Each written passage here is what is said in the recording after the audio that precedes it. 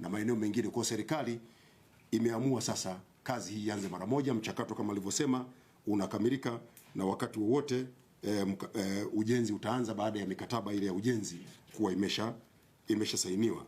Serikali pia itajenga meli mpya ya mizigo yenye uwezo wa kubeba tani 3000 na mabehewa katika ziwa Victoria, na hapa serikali imetenga shilingi bilioni 84 na milioni 600.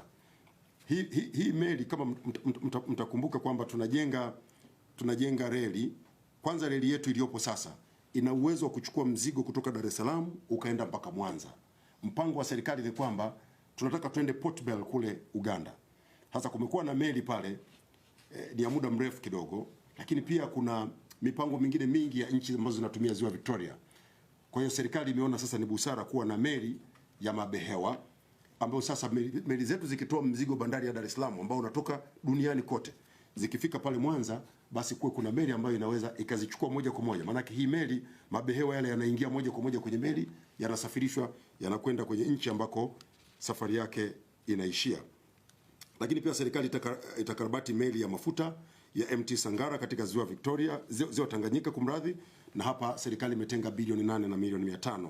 Itakarabati pia meli ya mafuta ya MT Nyangumi katika ziwa Victoria na ukarabati wa meli ya uokozi ya kuvuta mitishari. Unavyojua serikali imewekeza takriban shilingi bilioni 600 katika mkongo wa mawasiliano wa taifa. Huu ni uwekezaji wa fedha za Watanzania na lengo ilikuwa ni kuimarisha mawasiliano kwa wananchi ambao wanahitaji huduma za data. Mnafahamu mambo ya bando haya, kupiga simu na nini na mkongo huu ndio unaohudumia kampuni zote za simu zilizopo Tanzania. Sasa mkongo huu upo chini ya shirika letu la mawasiliano Tanzania TTCL na umeendelea kutoa huduma nzuri inayoleta nafuu kubwa ya mawasiliano nchini kwetu. Sasa kazi ya upanuzi wa mkongo wa taifa inaendelea vizuri. Kazi inaendelea sasa ni ya kuunganisha mkongo kutoka Singida kwenda Mbeya kupitia Kambi Katoto. Lakini kuna maeneo mengi ambayo tayari mkongo huu umeshaunganishwa. Pia kuna ujenzi wa mkongo kutoka Mtambaswala kwenda Msumbiji. Sasa serikali yetu baada ya uwekezaji huu mkubwa wa takriban shilingi bilioni 600 kwenye mkongo wa taifa wa mawasiliano iliona fursa ya biashara ya kupeleka huduma za mkongo kwenye nchi majirani. Tayari tumeshapeleka huduma kwenye nchi takriban 7 na ningependa kuzitaja. Tumepeleka huduma hizi Zambia, Malawi, Burundi, Rwanda, Kenya na DRC. Kwa hivyo kwa sasa hivi kuna kazi inayoendelea ya kupeleka Uganda, lakini pia hiyo ya kupeleka Msumbiji. Kwa kupeleka huduma za mkongo nchi yetu inapata fedha, kwa sababu huu ni uwekezaji wa serikali, na serikali inapopata fedha kwenye uwekezaji huu, maanake fedha hizi zinakwenda kwenye shughuli zetu za maendeleo, kuboresha huduma za matibabu kwa Watanzania, kuwapelekea Watanzania maji, kujenga barabara, kujenga vituo vya afya na huduma nyingine lukuki. Nafurahi pia kuwajulisha kuwa serikali kupitia TTCL imefanikiwa kuongeza huduma za mawasiliano inayoipatia nchi ya Rwanda. Sasa hii ni eneo la kimkakati sana. Tumekuwa tukitoa huduma lakini kitaalamu unatoa huduma kwa kiwango fulani. Sasa serikali ilitakiwa iwekeze ili iboreshe sasa huduma ambazo inazitoa kwenye hizi nchi za huu mkongo.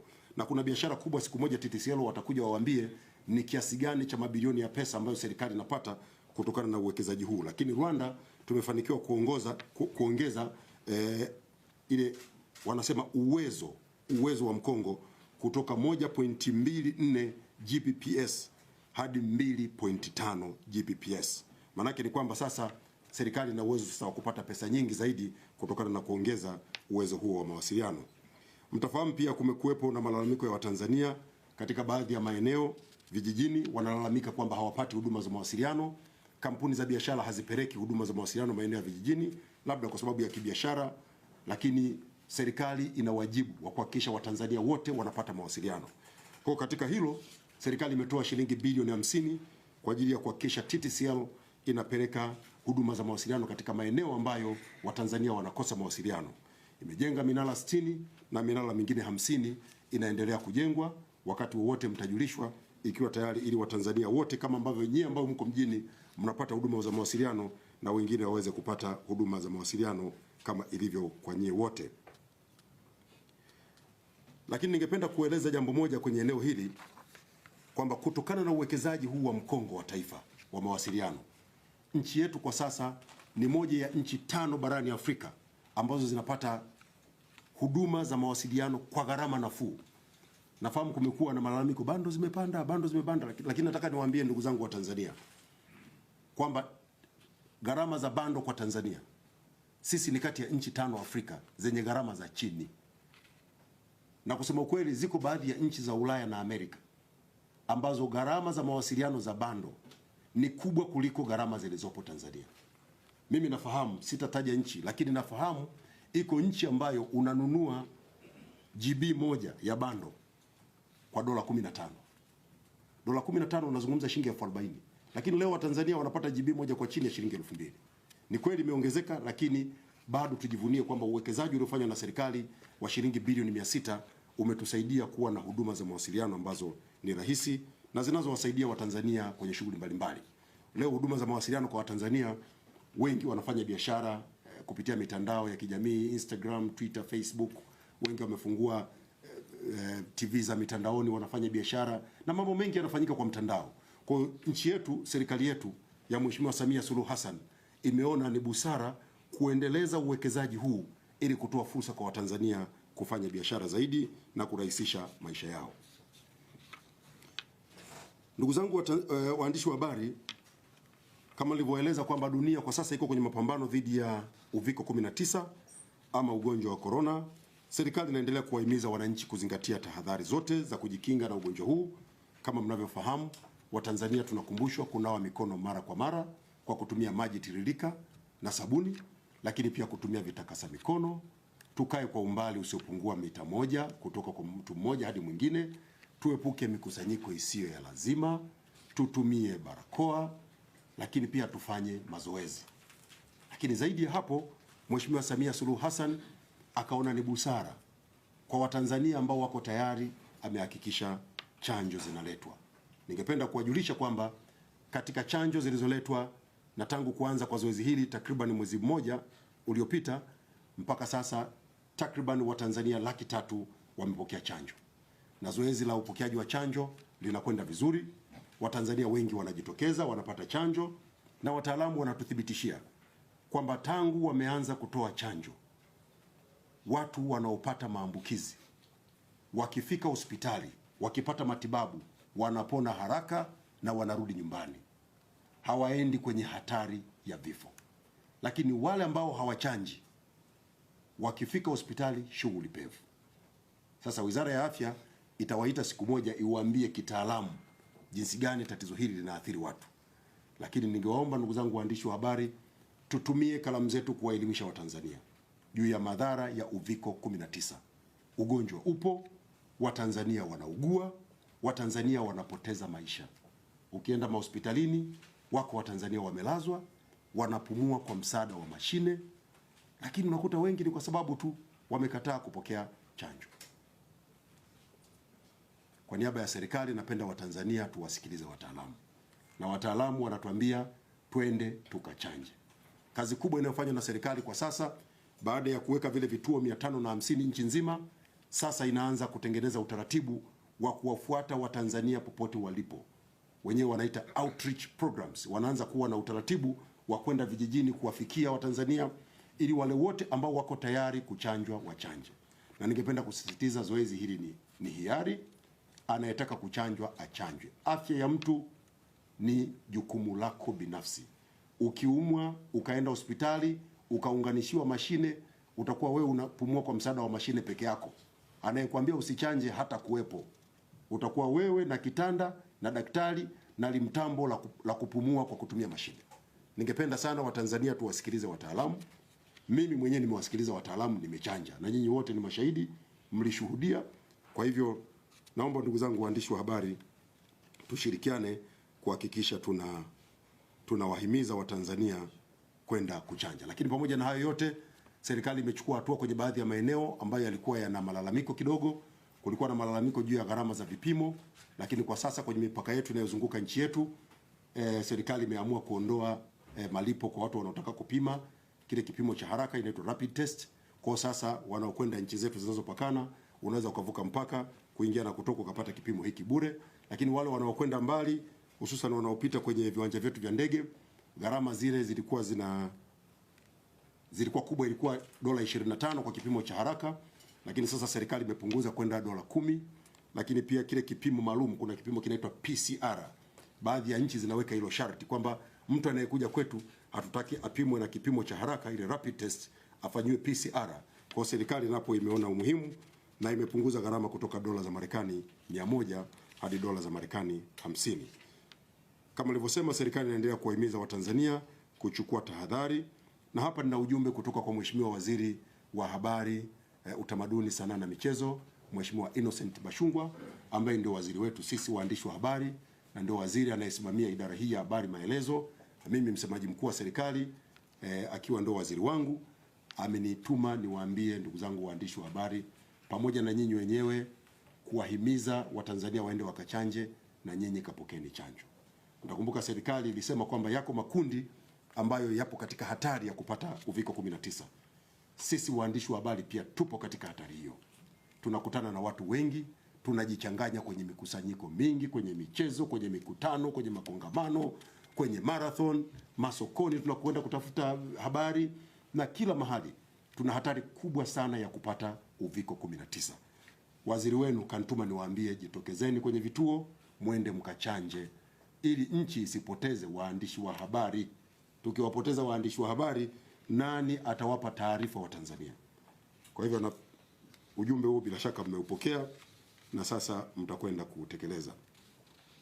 Ndugu zangu waandishi wa habari, katikati ya wiki hii kulitokea taarifa ambayo ningependa kuiweka sawa.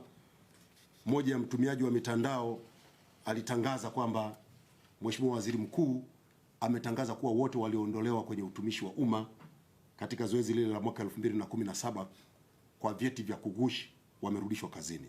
Ndugu zangu, taarifa ile ilikuwa ni ya upotoshaji na haina ukweli wowote. Alichokiagiza Mheshimiwa Waziri Mkuu ni kitu ambacho kipo kwenye utaratibu, kwamba wapo watumishi katika zoezi la kuwaondoa watumishi hewa na watumishi waliogushi vyeti ama maarufu kwa jina la vyeti feki, ambao waliondolewa mwaka 2017 katika malipo. Lakini hawa watu waliajiriwa kabla ya mwaka 2004 kwa sifa ya darasa la 7.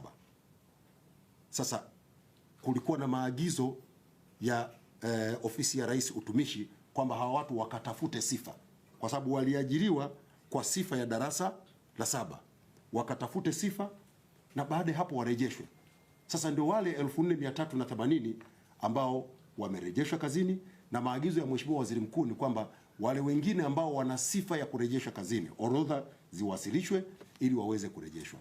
Waziri Mkuu hakusema walioondolewa kwa vyeti feki warudishwe kwenye utumishi wa umma. Naomba ndugu zangu waandishi wa habari mliweke sawa hilo na Watanzania waelewe hivyo, na kusiwe na taharuki yoyote, na kukawa na maelekezo kwamba wakatafute sifa ya kidato cha 4, na wengi wao wamesoma na kupata sifa hiyo.